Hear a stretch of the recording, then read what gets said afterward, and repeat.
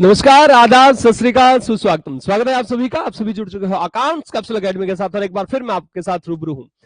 कल की क्लास में जो पिछला पार्ट हमने पढ़ा था जी, कल की क्लास में हमने सब बैलेंस शीट के बारे में पढ़ा था, बैलेंस शीट का फॉर्मेट क्या होता है, लेकिन वहां हमने इक्विटी और लायबिलिटी वाला पोर्शन ही कंप्लीट करा।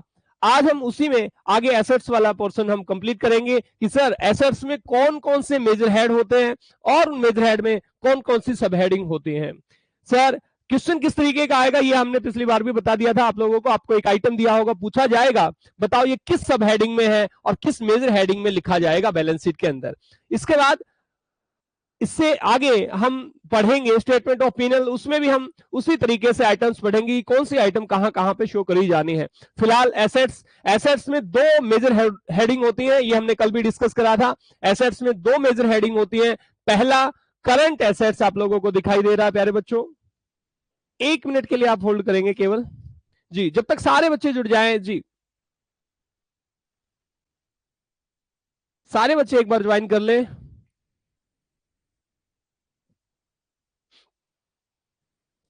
दो मेजर हेडिंग आप लोगों को सामने दिखाई दे रही है। सबसे पहले अगर मैं जिक्र करूं तो non current assets major heading है और यहां पे करंट एसेट्स मेजर हेडिंग है।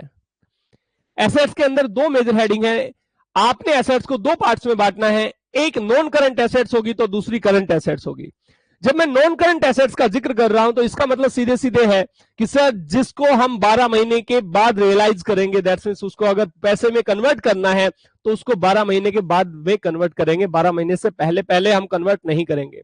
या दूसरे शब्दों में मैं कह भी सकता हूं कि सर ऑपरेटिंग जो पीरियड है आपका, उसके बाद हम उनको कैश में कन्वर्ट करना चाहेंगे, विद इन ऑपरेटिंग पीरियड हम उनको कैश में कन्वर्ट नहीं करेंगे। करंट एसेट्स को हम जल्दी से जल्दी, या ये कहें कि सर विद इन 1 ईयर हम उसको रियलाइज कर लेंगे, पैसे में कन्वर्ट कर लेंगे। करंट एसेट्स में और नॉन करंट एसेट्स में इतना सा ही फर्क होता है। जब आपको एसेट्स दी होंगी, आपको सबसे पहले ये पहचानना है कि वो एसेट्स है या नहीं है, फिर आपको ये पहचानना है कि वो नॉन करंट एसेट्स है या करंट एसेट्स है, और फिर नॉन करंट एसेट्स या करंट एसेट्स पहचानने के बाद आपको ये पहचानना है कि सर वो कौन सी सब हेडिंग में आएगी। ये जो आपके सामने ABCDE करके दिखाई दे रहा है, करंट एसेट्स में ABCDEF करके जो आपको दिखाई दे रहा है, ये सारी की सारी सब हेडिंग होती हैं। सर देखिएगा, एसेट्स में इस तरीके से नॉन करंट एसेट्स में 5 सब हेडिंग है और करंट एसेट्स में 6 सब हेडिंग है, ये याद रखनी है। सबसे पहले जो सब हेडिंग दिखाई गई है वो है property, plant, equipment and intangible assets. क्या होता है sir? Property, plant, equipment and intangible assets. जो प्रॉपर्टी, प्लांट एंड इक्विपमेंट आपको दिखाई दे रहा है, ये है सर एक तरीके से आपकी टेंजिबल फिक्स एसेट्स। कैसी एसेट्स है? टेंजिबल फिक्स एसेट्स है, जो देख सकते हैं, जो छू सकते हैं, जिनको महसूस कर सकते हैं, वो assets property, plant and equipment हैं। और सर इसके अलावा इंटेंजिबल एसेट्स जिनको देखा छुआ नहीं जा सकता। क्लियर है? तो सर वो सारी एसेट्स यहां पे लिखी जाएंगी। आप अगर ध्यान से देखें प्यारे बच्चों, तो नंबर 1, नंबर 2, नंबर 3, नंबर 4 करके यहां पे सब हेडिंग भी दे रखी है एक तरीके से कि भाई सब हेडिंग तो थी, उसके अंदर भी एक हेडिंग दे दी हमने, 4 हेडिंग करके दे रखी है। अब तक ऊपर किसी भी पॉइंट में या किसी भी हेडिंग पे, मेजर हेडिंग पे आपने ऐसा नहीं देखा था, केवल इसमें ही ऐसा होता है। नाम मैं एक बार बता देता हूं आपको कौन कौन से होते हैं, फिर इसके बारे में धीरे धीरे डिस्कस कर लेंगे। पहले एक बार हम इनको अच्छे तरीके से ये देख लेते हैं कि इसमें क्या क्या आता है। नाम पढ़ लेते हैं एक बार। सबसे पहले property, plant, equipment and intangible assets. तो यहां पे प्रॉपर्टी, प्लांट प्यारे बच्चों और इक्विपमेंट नंबर 1 में लिखा जाएगा, एंड इक्विपमेंट नंबर 1 पे लिखा जाएगा। नंबर 2 में इंटेंजिबल एसेट्स लिख देंगे, इंटेंजिबल एसेट्स। यहां ये साफ साफ आपको दिखाई दे रहा है। इसके बाद सर क्या रह गया?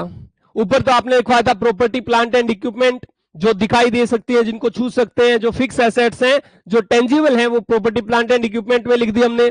सर जिनको देख छू नहीं सकते वो इंटेंजिबल में लिख दी। तो अब ये क्या लिखेंगे नंबर 3 में और नंबर 4 में? ऐसी टेंजिबल एसेट्स जो कंप्लीटली अभी हमारी तैयार नहीं हुई है, कंप्लीटली हमारी बनी नहीं है, सर उनको कहते हैं कैपिटल वर्क इन प्रोग्रेस। जब भी मैं कैपिटल वर्ड का यूज कर रहा हूं ना, तो इसका रिलेशन हमेशा लंबे टाइम से है। कहीं भी जब भी आप कैपिटल वर्ड देखोगे तो उसका रिलेशन लॉन्ग टर्म से होता है, शॉर्ट टर्म से नहीं होता है। तो कैपिटल वर्क इन प्रोग्रेस, मतलब आपकी ऐसी एसेट्स जो अभी, जिनका कंस्ट्रक्शन अभी चल रहा है, जो अभी डेवलप होनी बाकी है, हो रही है सर, कुछ हो चुकी है, कुछ नहीं हुई है, ऐसी assets capital work in progress कहलाती है। ये सर टेंजिबल एसेट्स के लिए ही होता है। और अगर इंटेंजिबल एसेट्स डेवलप हो रही हैं तो उनको लिखते हैं हम sir intangible assets under development, उनको लिखते हैं intangible assets under development, assets under development. ऐसी एसेट्स जो अभी तैयार हो रही है, हुई नहीं है। जैसे sir capital work in progress में क्या आ सकता है, बिल्डिंग आर बीइंग कंस्ट्रक्टेड, जो अभी चल रहा है जिसका construction.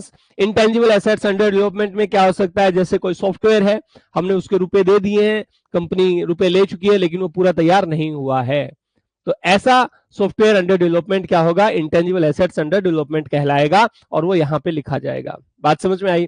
Sir property plant equipment में क्या क्या चीजें आ सकती हैं, देखिए बहुत सारी। और इंटेंजिबल एसेट्स में क्या क्या चीजें आती है, एक बार इसके बाद इसके ऊपर डिस्कस कर लेते हैं, फिर बी पॉइंट पे चलेंगे हम।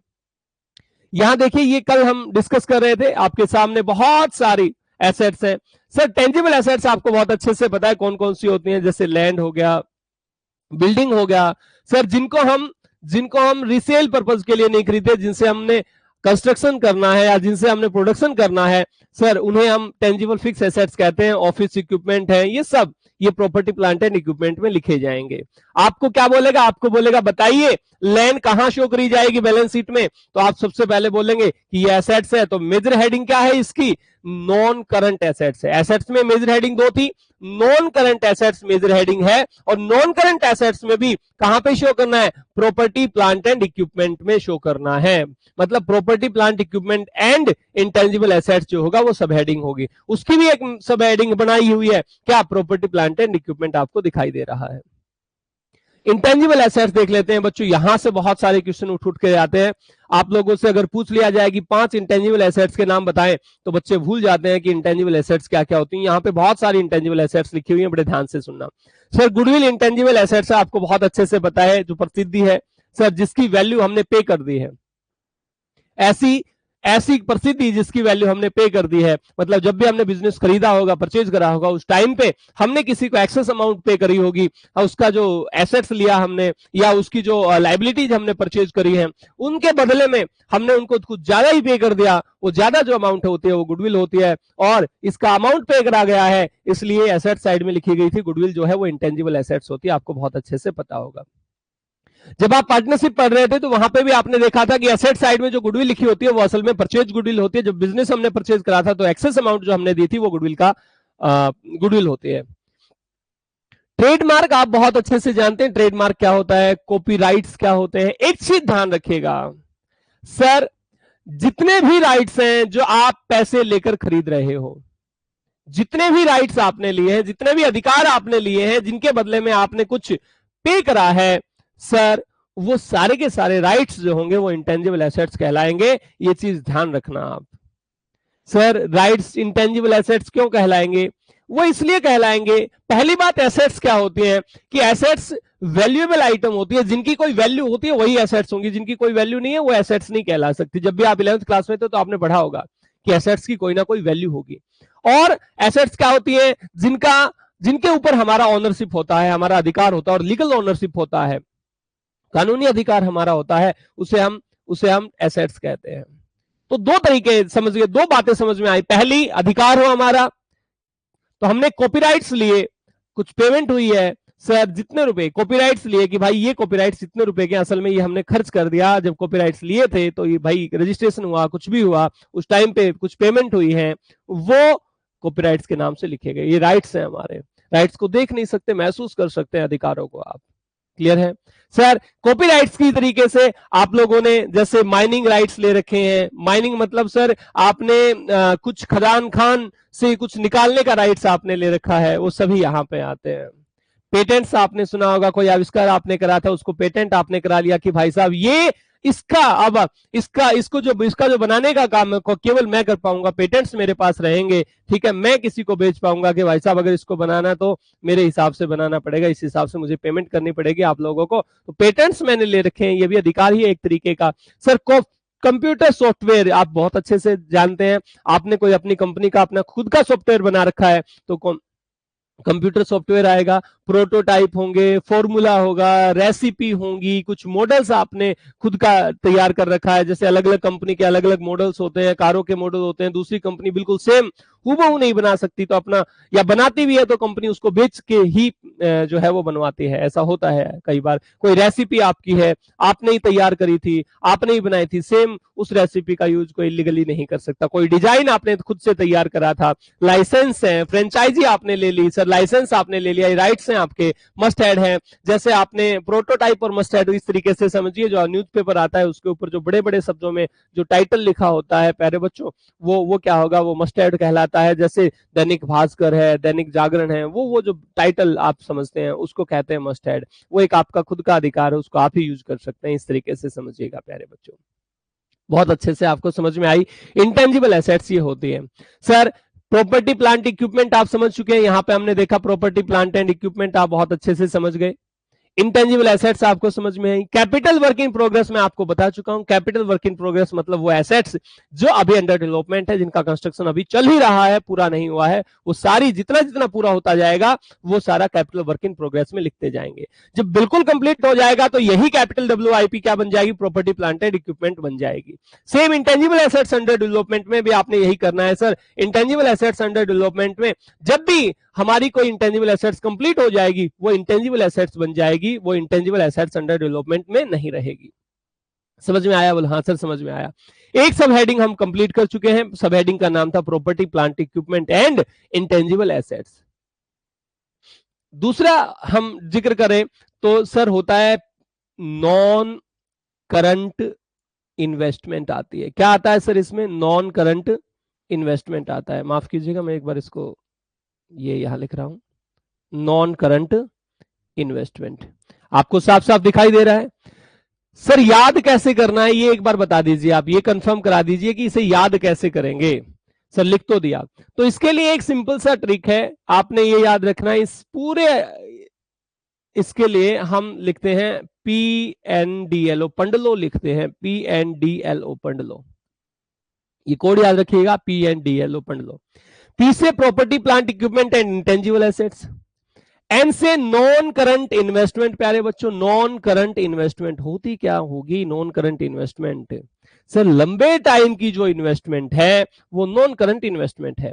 और मैंने ये भी बताया था कि सर ये इन्वेस्टमेंट किसी में भी हो सकती है, मतलब किसी में भी सर, कहीं किसी की प्रॉपर्टी में इन्वेस्ट कर दो, कहीं किसी कंपनी के शेयर खरीद लो, कहीं किसी कंपनी के डिबेंचर खरीद लो सर, लेकिन ये खरीदे जाएंगे लंबे टाइम के लिए। किस टाइम के लिए खरीदे जाएंगे? लंबे टाइम के लिए खरीदे जाएंगे, वो कहलाएंगे नॉन करंट इन्वेस्टमेंट। और ये भी बात याद रखना कि जो नॉन करंट इन्वेस्टमेंट है सर, जब भी आपको ऐसे दिखाई दे जाए कि इन्वेस्टमेंट इन शेयर्स और लिखा हुआ मिल जाए कि इन्वेस्टेड फॉर 4 ईयर्स, कि इन्वेस्ट जो करा है वो 4 साल के लिए करा है, तो नॉन करंट इन्वेस्टमेंट में लिख देंगे उसको चुपचाप। दो तरीके की होती है सर, एक होता है ट्रेड इन्वेस्टमेंट, एक होता है ट्रेड इन्वेस्टमेंट, और दूसरा होता है ये non trade investment.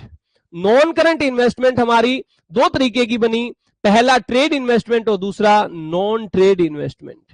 Trade investment क्या है? ऐसी इन्वेस्टमेंट जिससे हमारे ट्रेड को फायदा हो। बोले सर ये क्या समझ नहीं आया?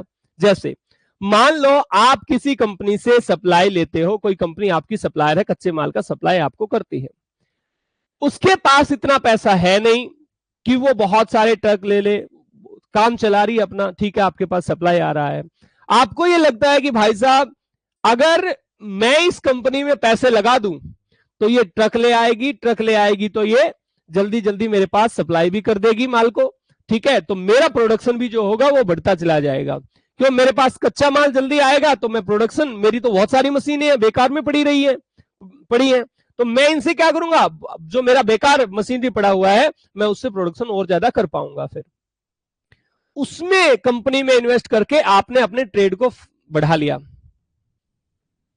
उस कंपनी में इन्वेस्ट करके आपने अपने ट्रेड को बढ़ा लिया, इसे कहते हैं ट्रेड इन्वेस्टमेंट। किसी कंपनी में आपने शेयर्स में, किसी कंपनी में आपने डिबेंचर्स में, किसी की प्रॉपर्टी में आपने इन्वेस्ट करा है, तो ये ट्रेड इन्वेस्टमेंट है। बशर्ते एक ही काम है कि सर वो आपके ट्रेड को बढ़ावा देगा। नॉन ट्रेड इन्वेस्टमेंट कैसी होती है? सर आप किसी की कंपनी में पैसा लगा रहे हो, उससे आपके ट्रेड में कोई बेनिफिट नहीं हो रहा है, आप बस उससे इन्वेस्टमेंट का बेनिफिट उठा पा रहे हो, वहां से आप डिविडेंड ले पा रहे हो, वहां से आप इंटरेस्ट ले पा रहे हो, वहां से आपको कुछ आउटकम्स आ रहे हैं, बस इतना सा समझिए। लेकिन ट्रेड में कोई बेनिफिट नहीं हो रहा है, आपको पैसे मिल रहे हैं, वो इतना सा है, वो नॉन ट्रेड इन्वेस्टमेंट होती है। बात समझ में आई? सर नॉन करंट इन्वेस्टमेंट में एक ही बात ध्यान रखनी है कि सर ये 12 महीने के बाद रियलाइज होगी, 12 महीने से पहले उसको कैश में कन्वर्ट नहीं कर सकते। Sir P and D L बताया था, तो ये डी से क्या बना? तो डी से बनता है deferred tax assets. Deferred tax assets, sir ये तो हमने पहले भी पढ़ा था, हमने नॉन करंट लायबिलिटी में एक वर्ड पढ़ा था डेफर्ड टैक्स लायबिलिटी। अब ये डेफर्ड टैक्स एसेट्स क्या है? मैंने बताया था दो तरीके की इनकम आपकी होती है, एक अकाउंटिंग इनकम होती है, एक टैक्सेबल इनकम होती है।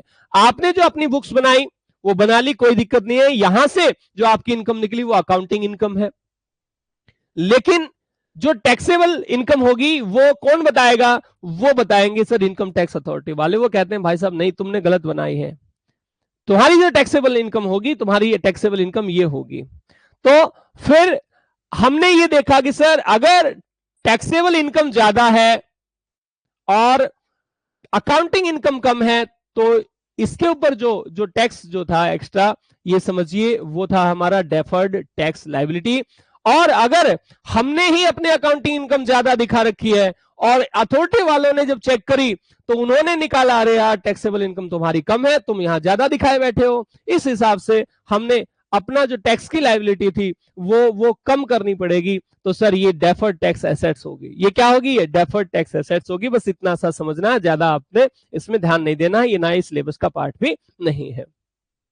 P and D, P and D के बाद आता है sir long term loan and advance. Long term loan and advance, loan and advance, लंबे टाइम का लोन या एडवांस सर आपने लिया या दिया? लोन तो वहां पे भी पढ़ा था आपने, कहां पढ़ा था सर नॉन करंट लायबिलिटी में, लॉन्ग टर्म बोरोइंग में आपने पढ़ा डिवेंचर, आपने पढ़ा बॉन्ड्स, वहां पे आपने पढ़ा था loan from bank, loan from other party. तो ये कौन सा लोन है? ये लोन लिया हुआ नहीं है प्यारे बच्चों, ये लोन दिया हुआ है।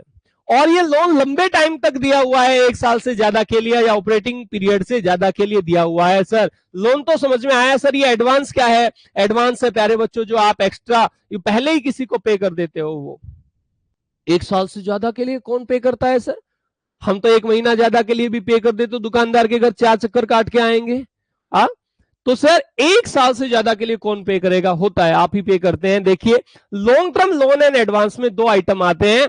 पहला जो आइटम है वो है आपका कैपिटल एडवांस। कैपिटल एडवांस, 2 चीजें आती हैं long term loan and advance में। पहला कैपिटल एडवांस और दूसरा होता है सिक्योरिटी डिपॉजिट। अब आप याद रखेंगे सिक्योरिटी डिपॉजिट। कैपिटल एडवांस क्या है? सर जब भी कैपिटल वर्ड यूज आया तो आपको पता है लंबे टाइम का होगा, लंबे टाइम के लिए जो एडवांस दिया। एक वर्ड आपने जरूर सुना होगा, सर बयाना दे देते हैं, बयाना, किसी चीज का बयाना दे के आ गए, हमने जमीन खरीदनी थी, बयाना दे दिया। आपने 1 करोड़ रुपए की जमीन खरीदनी थी, आप क्या कहते हैं? आप उस लैंडलॉर्ड के पास जाते हैं, आप कहते हैं भाई साहब देखो मेरे पास अभी फिलहाल 10 लाख रुपए हैं, मैं इस जमीन का बयाना देके चला जाता हूं, ये लो 10 लाख रुपए और 1 साल के बाद में इसका पैसा आपको दे दूंगा, या एक टाइम के बाद मैं आपको इसका पैसा दे दूंगा। बोला ठीक है कोई दिक्कत नहीं है। वो कहता है भाई साहब अगर आप टाइम पीरियड के अंदर पैसा नहीं दे पाए, जितना आप बोल रहे हो उसके अंदर आप पैसा नहीं दे पाए, तो भाई साहब मैं ये 10 लाख रुपए आपके रख लूंगा, फिर मैं दूंगा नहीं और ना जमीन दूंगा तुम्हें। बोला हाँ हाँ ठीक है कोई दिक्कत नहीं है। ये होता है हमारा कैपिटल एडवांस। कैपिटल एडवांस की खास बात ये है कि ये लास्ट में कॉस्ट में ऐड हो जाता है। मतलब कैसे कि अब आप 10 लाख रुपए दे चुके हो, अब केवल जो पैसे पे करोगे वो कितने पे करोगे? तो आप केवल 90 लाख रुपए पे करोगे बाद में, जब भी आपने वो जमीन खरीदनी होगी तब, वो जब भी आप वो एक टाइम पीरियड आपका सेट हुआ है वो। ये होता है कैपिटल एडवांस। दूसरा सिक्योरिटी डिपॉजिट। देखिए आपने बहुत सारे परिवारों ने, बहुत सारे बच्चों ने गैस की कॉपी अपने घर देखी होगी, सिलेंडर जिससे भरवाते हैं। आपने देखा होगा कि सर किस तरीके से जो आपने वाटर कनेक्शन जो ले रखा है उस टाइम पे भी आपने कुछ सिक्योरिटी जमा कराई होगी। ठीक है, ये सिक्योरिटी सर आपको लास्ट में जिस दिन आप कनेक्शन हटवा लोगे ये वापस मिल जाते हैं। ये ना ही आपका कॉस्ट का पार्ट बनते हैं। जैसे आप कहते हैं कि भाई साहब कनेक्शन लेना है कितने रुपए का, मान लो 1000 रुपए का कनेक्शन लेना है, ठीक है, तो आपको कहता है भाई साहब 200 रुपए सिक्योरिटी जमा करानी पड़ेगी। वो 200 रुपए आपको कब मिलेंगे, जिस दिन ये कनेक्शन हटवाओगे ना तुम, 5 साल 20 साल 25 साल उसके बाद उसको जमा करा करके आ जाओ तुम, जो कॉपी आपको मिली है या आप कनेक्शन कटवा के आ जाओ, वो पैसे आपको वापस मिल जाते हैं। ये होता है सिक्योरिटी डिपॉजिट। क्लियर है? सिक्योरिटी डिपॉजिट और कैपिटल एडवांस आपके long term loan and advance में आते हैं। आप 1 मिनट वेट करेंगे, 1 मिनट के लिए आप वेट करेंगे प्यारे बच्चों, केवल 1 मिनट के लिए।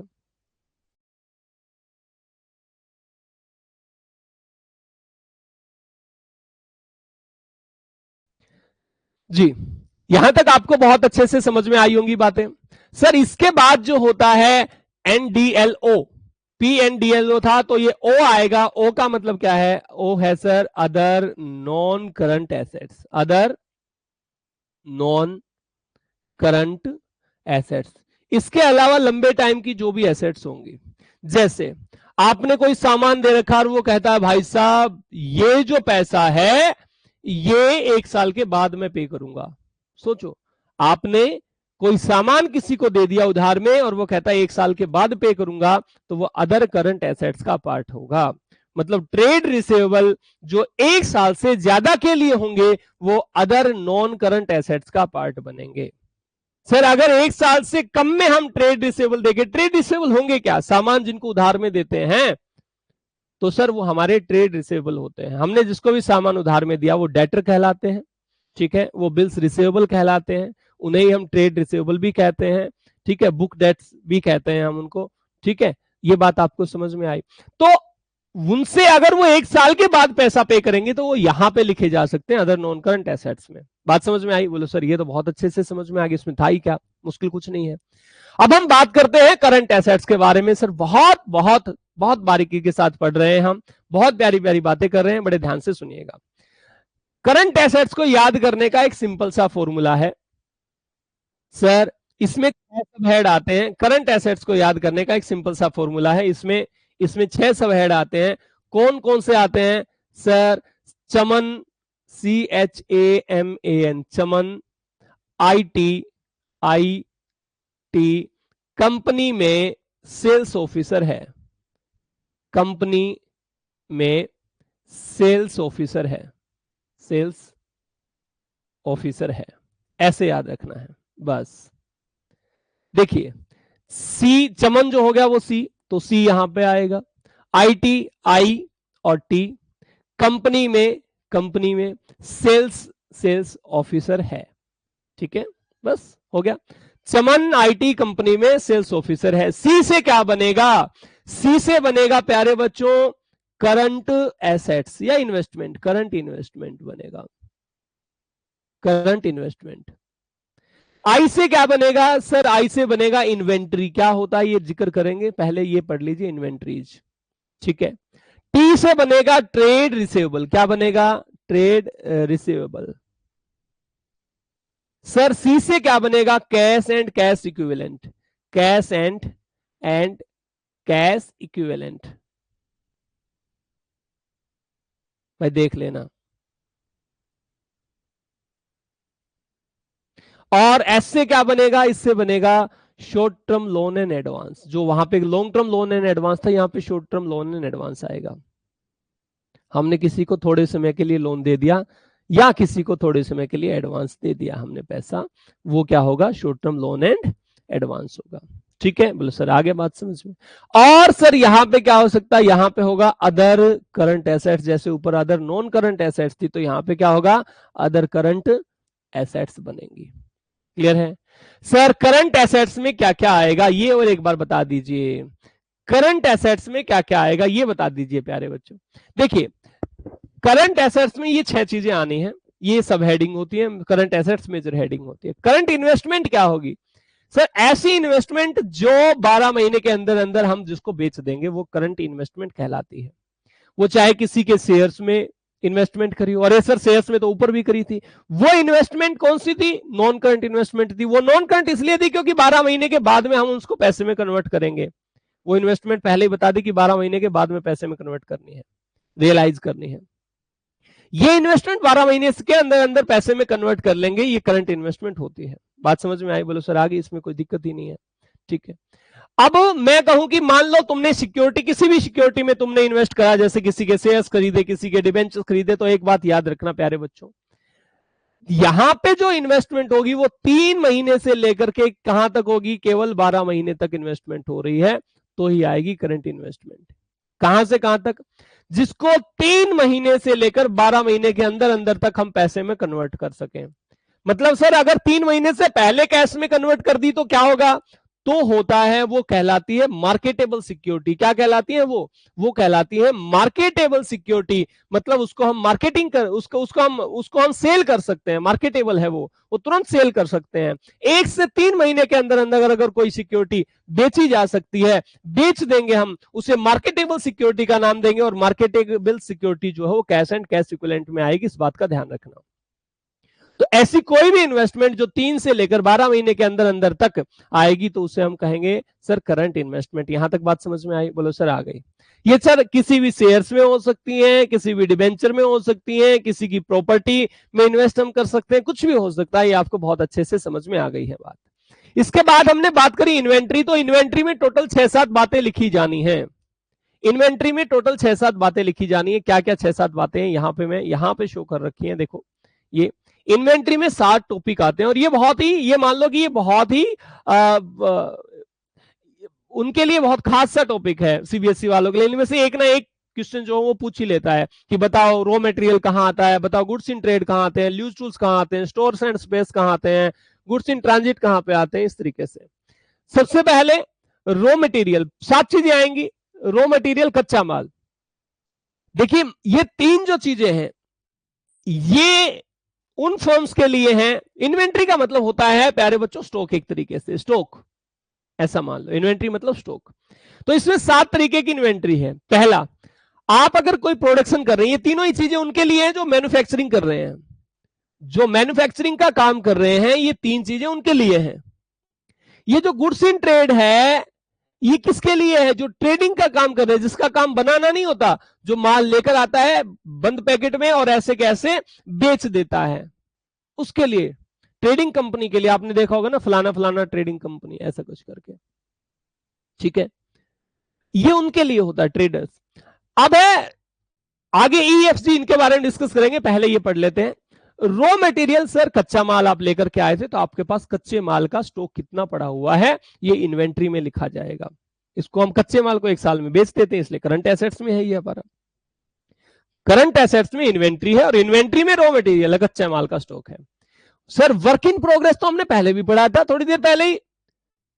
कैपिटल WIP पढ़ा था, ये भी WIP है, वो भी WIP था। वो कैपिटल WIP था, मतलब कैपिटल वर्क इन प्रोग्रेस था। इसमें बच्चे पजल हो जाते हैं। कैपिटल वर्क इन प्रोग्रेस का मतलब है ऐसी एसेट्स जो अभी अंडर डेवलपमेंट है, ऐसी टेंजिबल एसेट्स जो अभी अंडर डेवलपमेंट है।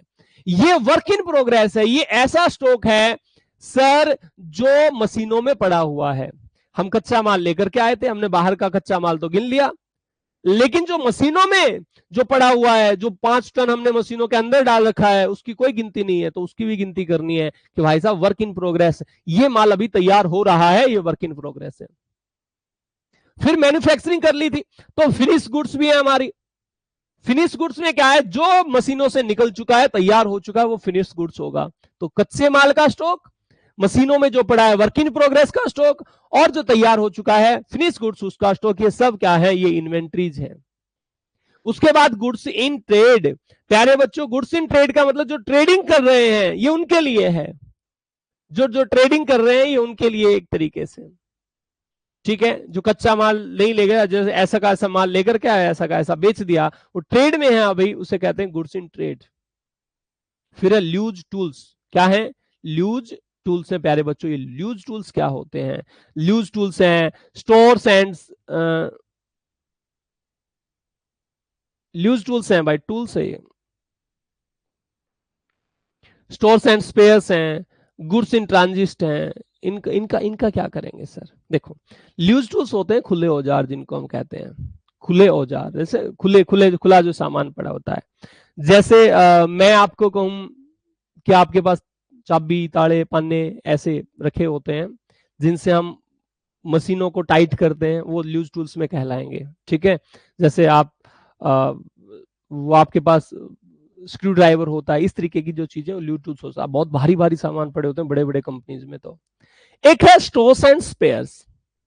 स्टोर्स एंड स्पेयर्स का मतलब होता है, स्पेयर्स मतलब स्पेयर पार्ट्स, जो आपने जो गाड़ी, जो आपकी मशीनरी थी, उनके स्पेयर पार्ट्स आपके पास पड़े रहते हैं। स्टोर्स ये है जैसे आपके पास में ग्रीस रखा हुआ हो, ठीक है, तेल, ऑयलमेंट, ऑयल जो होता है वो रखा हुआ हो मशीनों में डालने के लिए, जो आप यूज करते हैं उनको, वो use tools and stores and spheres कहलाते हैं आपके। ठीक है सर। उसके बाद है गुड्स इन ट्रांजिट। सर ऐसा सामान जो हमने भेज दिया है बेचने के लिए, लेकिन वहां अभी तक पहुंचा नहीं है जहां बिकना है, वो इसे कहते हैं गुड्स इन ट्रांजिट। सामान कंपनी से निकल चुका है, ट्रांजिट में है, अभी अभी ये यात्रा कर रहा है सामान, उससे कहते हैं गुड्स इन ट्रांजिट। तो ये 7 चीजें जो हैं वो याद रखना। क्या? 3 चीजें मैन्युफैक्चरिंग से रिलेटेड है, एक ट्रेडिंग से रिलेटेड है, और ये मैन्युफैक्चरिंग और ट्रेडिंग दोनों में ही होती है, use to stores and spares और गुड्स इन ट्रांजिट। ठीक है सर। कुछ कुछ जो हमारे स्क्रू ड्राइवर्स वगैरह होते हैं, हमारे जो औजार होते हैं, यूज टूल्स होंगे सर, स्टोर्स एंड स्पेयर्स जो होंगे, वो हमारी जो छोटी छोटी चीजें जो होती हैं, स्पेयर पार्ट्स जो होते हैं, उनको स्पेयर्स बोलते हैं। ठीक है। इसके अलावा जो जो तेल हम डालते हैं मशीनों में, जो जो चिकनाई के लिए जो ग्रीस हम डालते हैं, वो सब जो है वो use tools and stores and spheres में आते हैं। बात समझ में आई? बोलो सर आगे इसमें तो दिक्कत है ही नहीं। ये 7 चीजें याद रखना तुम। सर बहुत कीमती भी है, बहुत बहुत इनको याद इसलिए भी रखना है आप लोगों को क्योंकि ये रेशियो एनालिसिस में आएंगे, और जिसको बैलेंस शीट रेशियो नहीं आती होगी उसको रेशियो एनालिसिस नहीं आएगा, याद रखिएगा। उसके बाद सर यहां हम देखेंगे, यहां वापस हम चलते हैं अपनी उसी कड़ी पर। इन्वेंट्री में 7 चीजें आती हैं, बहुत अच्छे से आपको समझ में आया। इन्वेंट्री में 7 चीजें आती हैं। करंट इन्वेस्टमेंट आप समझ ही गए हैं, थोड़ी देर पहले मैंने आपको बताया था, ये 3 से 12 महीने के अंदर अंदर जिसको पैसे में कन्वर्ट कर देंगे वो करंट इन्वेस्टमेंट है। ठीक है। उसके बाद है sir trade receivable. Trade receivable ये कहां जाएंगे सर? ट्रेड रिसेबल ये होते क्या है सर? जिनसे हमने पैसा वसूल करना है, जिनको हमने सामान बेचा था पैसा वसूल करना है, उन्हें ट्रेड रिसेबल कहते हैं। इसमें 2 चीजें आती हैं, एक हम डेटर्स जो होंगे, डेटर्स हमारे डेटर्स यहीं पे लिखे जाएंगे, और दूसरा होगा बिल्स रिसेबल, बीआर जो होंगे वो लिखे जाएंगे। ये ट्रेड पेबल भी हमने पढ़ा था, अगर आपको याद हो, ट्रेड पेबल पढ़ा था हमने करंट लायबिलिटी में। ट्रेड पेबल हमने करंट लायबिलिटी में पढ़ा था, उसमें 2 चीज आती थी, क्रेडिटर और बिल्स पेबल। यहाँ पे डेटर्स और बिल्स रिसेबल आता है। बात समझ में आई आपको? और आपको पता है बिल्स रिसेबल क्या होते हैं, बहुत अच्छे से पता है। इसके बाद हम बात करते हैं प्यारे बच्चों कैश एंड कैश इक्विवेलेंट की। जो कैश है या जो कैश के बराबर है, वो सारी चीजें यहां पे आएंगी। क्या क्या चीजें हो सकते हैं, वापस नीचे चलते हैं, इनके बारे में बहुत अच्छे से डिस्कस कर रहा हूं मैं आप लोगों के साथ। देखिए कैश में तो होगा कैश एट बैंक, जितना भी आपके पास बैंक में कैश है वो कैश है, जितना आपके गल्ले में कैश पड़ा है वो कैश इन हैंड कैश है।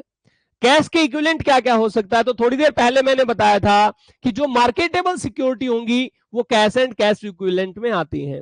जब मैंने ऊपर बताया था नॉन करंट करंट इन्वेस्टमेंट में, तो मैंने कहा था कि 3 महीने के अंदर अंदर अगर इनको हम कैश में कन्वर्ट कर सके तो मार्केटेबल सिक्योरिटी कहलाएंगी। वो आपकी करंट इन्वेस्टमेंट ना बन के मार्केटेबल सिक्योरिटी है, और मार्केटेबल सिक्योरिटी आपकी कैश इक्विवेलेंट कहलाती है। क्या कहलाती है? कैश इक्विवेलेंट कहलाती है। ठीक है सर। अगर कोई प्रॉपर्टी होगी, अगर कोई प्रॉपर्टी होगी, वो आप एकदम से नहीं बेच पाओगे। ध्यान रखना, अगर आपने प्रॉपर्टी में इन्वेस्ट कर रखा है, 1 साल से कम के लिए इन्वेस्ट आपने करा है, तो वो एकदम से नहीं बेच पाओगे, वो तो लिखी जाएगी करंट एसेट्स में ही। लेकिन कोई सिक्योरिटी है, आपने कोई किसी के डिबेंचर खरीद रखे हैं, किसी के शेयर्स खरीद रखे हैं, किसी के बॉन्ड खरीद रखे हैं, और वो 3 महीने के अंदर अंदर अगर आप पैसे में कन्वर्ट करना चाहते हो तो वो कैश एंड कैश इक्विवेलेंट कहलाएंगे। 3 से ज्यादा में वो करंट इन्वेस्टमेंट ही कहलाएंगी। लेकिन प्रॉपर्टी चाहे 3 में, वो प्रॉपर्टी का तो सिंपल ही यहां है ही नहीं प्रॉपर्टी का, तो केस की प्रॉपर्टी जो होगी वो तो आपकी करंट इन्वेस्टमेंट ही कहलाएगी, उसका 3 और 12 से कोई लेना देना नहीं है, उसका तो सीधा सीधा है। अगर 12 महीने के अंदर अंदर बेची जाएगी तो करंट इन्वेस्टमेंट है, वो कैश एंड कैश इक्विवेलेंट में नहीं लिखी जाएगी। अगर 12 महीने के बाद बेचेंगे तो उसको हम नॉन करंट इन्वेस्टमेंट में लिखेंगे, उसको कभी कैश एंड कैश इक्विवेलेंट में नहीं लिखना है। यहां केवल मार्केटेबल सिक्योरिटी जाएंगे, सिक्योरिटी मतलब शेयर्स, बॉन्ड्स, डिबेंचर्स। ये सर चेक इन हैंड भी जो होगा वो कैश एंड कैश इक्विवेलेंट होता है, याद रखना। जो चेक हमें मिल चुका है लेकिन हमने अभी तक बैंक में डिपॉजिट नहीं कराया है, वो कैश नहीं है, वो चेक इन हैंड जो आपका कैश इक्विवेलेंट कहलाएगा, कैश एंड कैश इक्विवेलेंट होगा।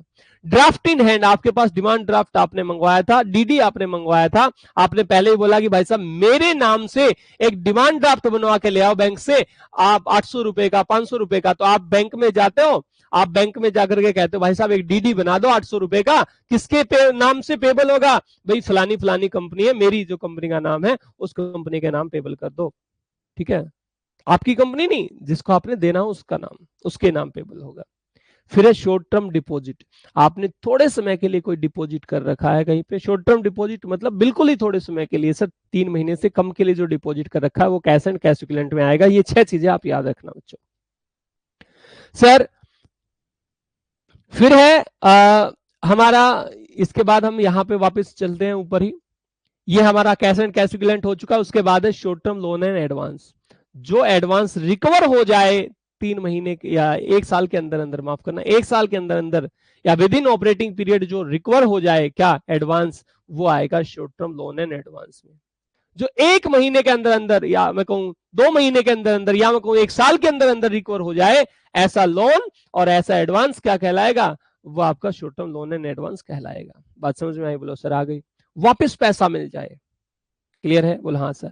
फिर है अदर करंट एसेट्स। प्यारे बच्चों, ऐसी एसेट्स जो बच गई, जो ऊपर वाले किसी भी सब हेडिंग में नहीं आई, वो सब अदर करंट एसेट्स में आएंगी। और अदर करंट एसेट्स में होते क्या क्या हैं, ये नाम आपको याद रखने हैं। सर बहुत प्यारी सी बात है, अदर करंट एसेट्स में ये चीजें आएंगी। पहला प्रीपेड एक्सपेंस, आपने कोई पहले से ही एक्सपेंस पे कर रखा है, करते हैं, मान लिया नेक्स्ट मंथ का जो रेंट है वो आप अभी पे कर दोगे, तो उसका बेनिफिट आपको मिलेगा इन फ्यूचर, नेक्स्ट मंथ ही मिल जाएगा, एडजस्ट हो जाएगा पैसा। ठीक है, तो ये प्रीपेड एक्सपेंस आपका अदर करंट एसेट्स का पार्ट बनेगा। एडवांस में आपने टैक्स दे दिया, आप पहले ही टैक्स पे करते, टैक्स पे करने के अलग अलग तरीके हैं, आपको पता है। एक एडवांस टैक्स भी होता है, आप पहले ही टैक्स पे कर देते हो। ठीक है, एक टीडीएस होता है, टैक्स डिडक्शन एट सोर्स। ठीक है, आप जहां काम कर रहे हैं वहां पे ही, वहीं सोर्स से ही कंपनी ही आपका टैक्स काट ले, ऐसा बहुत सारी कंपनीज में हो रहा है। एक्रूड इनकम क्या होती है sir? Income earned but not received, हमने कमा ली लेकिन नालायकों ने पैसे नहीं दिए हैं। तो ऐसी एसेट्स जो होंगी वो हमारी अदर करंट एसेट्स कहलाती है। ठीक है, ना वो इन्वेंट्री कहला सकती, ना वो इन्वेस्टमेंट कहला सकती, ना वो कैश एंड कैश इक्विवेलेंट कहला सकती, ना वो लोन एंड एडवांस कहला सकती हैं। तो कहां पे जाएंगी वो अदर करंट एसेट्स में लिखी जाएंगी। सर देखिए ना, सब कुछ हमने पढ़ लिया, सब कुछ पढ़ लिया, यहां जो भी हमारी जितनी भी कंप्लीट जो थी हमारी बैलेंस शीट हम कवर कर चुके हैं, आपको बहुत अच्छे से पता है। एक चीज और ध्यान रखिएगा, ये है करंट ईयर का बैलेंस और ये है हमारा प्रीवियस ईयर का बैलेंस। पहले करंट ईयर का बैलेंस लिखते हैं, फिर बाद में प्रीवियस ईयर का बैलेंस लिखते हैं। आप जब टेबल बनाओगे, ये फॉर्मेट बनाओगे, तो उसमें करंट ईयर पहले लिखना, प्रीवियस ईयर बाद में लिखना। ये भी समझ में आया आपको? सर इसके बाद एक और चीज हमने बताई थी। अच्छा, ये जो चीजें मैं नीचे लिखवा रखी है, ये आपको जो मैं बता रहा हूं, ये कहां पे लिखी जाती हैं?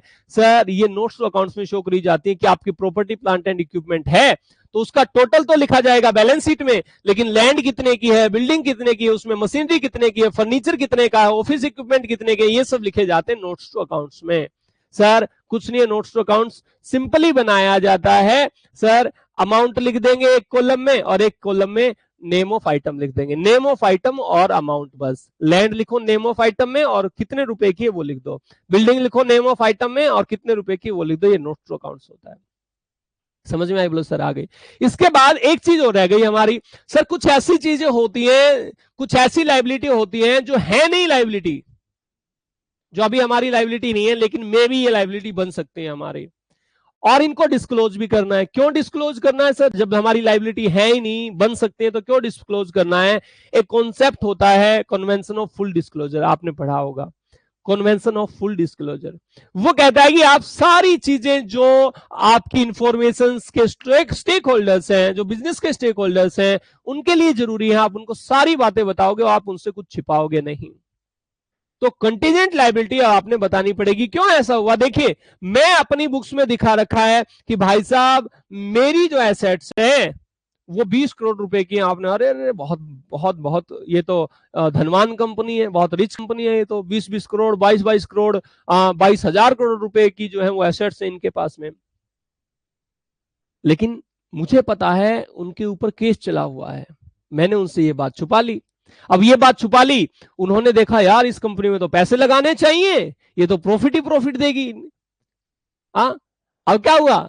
अब हुआ ये कि उन्होंने पैसे लगा दिए और मैं, जो ये मेरी थी नहीं, मैंने कब्जा कर रखा था, मैं इनका केस हार गया। केस हारते ये मेरे पास से चलेगी, उनका जो है वो, जो जिन्होंने पैसा लगा रखा था उनका पैसा भी फंस गया, क्योंकि अब प्रॉफिट नहीं हुआ मुझे, अब प्रॉफिट होगा नहीं मुझे, क्योंकि मेरे पास मेरी एसेट्स नहीं रही, मशीनरी नहीं रही। बात समझ में आए? बोलो सर आ गई। बस, तो उन चीजों को लिखते हैं कंटीजेंट लायबिलिटी में।